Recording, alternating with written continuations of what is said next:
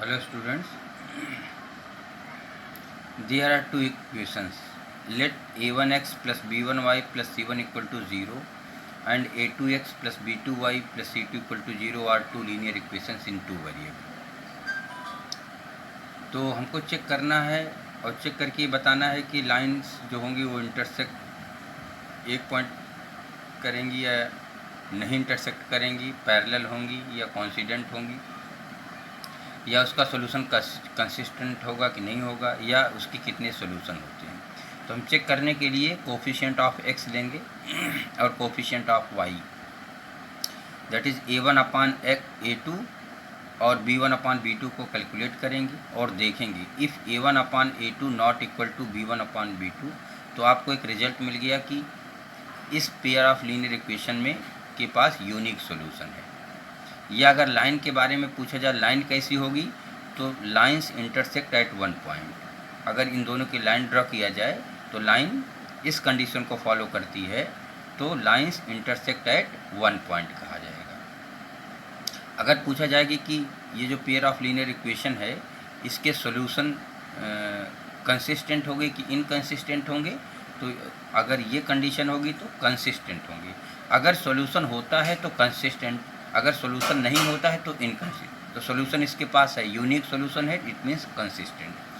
See the second condition, if a1/a2 और b1/b2 और c1/c2 तीनों इक्वल हो जाएं। इफ़ a1/a2 b1/b2 और c1/c2 तीनों c1/c2 कांस्टेंट टर्म में तीनों इक्वल हो जाएं, दिस इम्प्लाइज तीन रिजल्ट आपको मिलता है।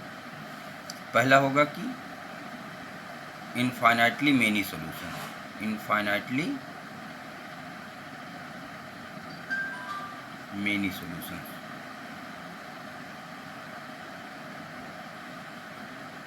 और लाइंस कैसी होंगी, कॉन्सिडेंट लाइन लाइंस, और सॉल्यूशन कैसा होगा, ये कंसिस्टेंट होगा, कंसिस्टेंट होगा। क्यों होगा, क्योंकि सॉल्यूशन है। थर्ड कंडीशन इज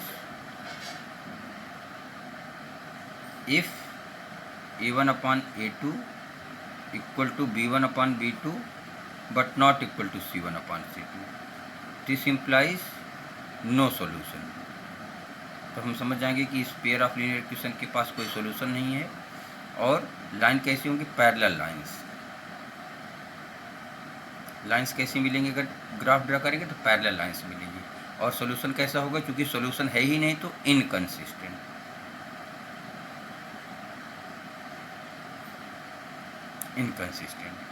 तो ये कंडीशन रही कि हम कैसे चेक करेंगे। जैसे कि आज के असाइनमेंट का जो क्वेश्चन होगा उसमें ये चेक करके बताना है कि लाइंस कैसी होंगी। एग्जाम्पल मैं आपको दिखाता हूँ। अच्छा, पहले वाले इसमें देख लीजिए, इसमें c1/c2 अगर if a1/a2 not equal to b1/b2, यहाँ c1/c2 की कोई ज़रूरत नहीं और नॉट इक्वल है। और अगर ये दोनों इक्वल हो जाते हैं तब तीसरा c1/c2 की ज़रूरत पड़ती है। तब तीनों देखते हैं, अगर तीनों इक्वल हैं तो ये तीनों कंडीशन हो जाएंगी। और अगर फर्स्ट टू इक्वल है लेकिन तीसरा इक्वल नहीं है तो इसका मतलब नो सॉल्यूशन, पैरेलल लाइंस और इनकंसिस्टेंट। इनमें से जो क्वेश्चन पूछा जाएगा आप उसका जवाब इससे दे सकते हैं। एग्जाम्पल देख लीजिए। Example, equations are 2x + 3y - 1 equal to 0,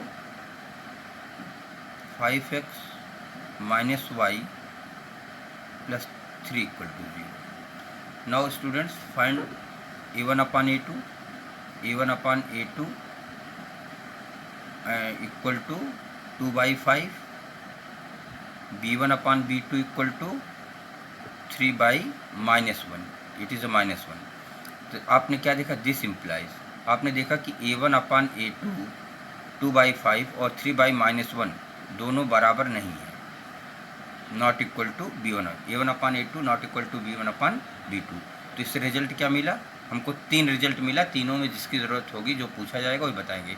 अगर पूछेगा कि सॉल्यूशन कितने हैं तो हम लिखेंगे यूनिक सॉल्यूशन,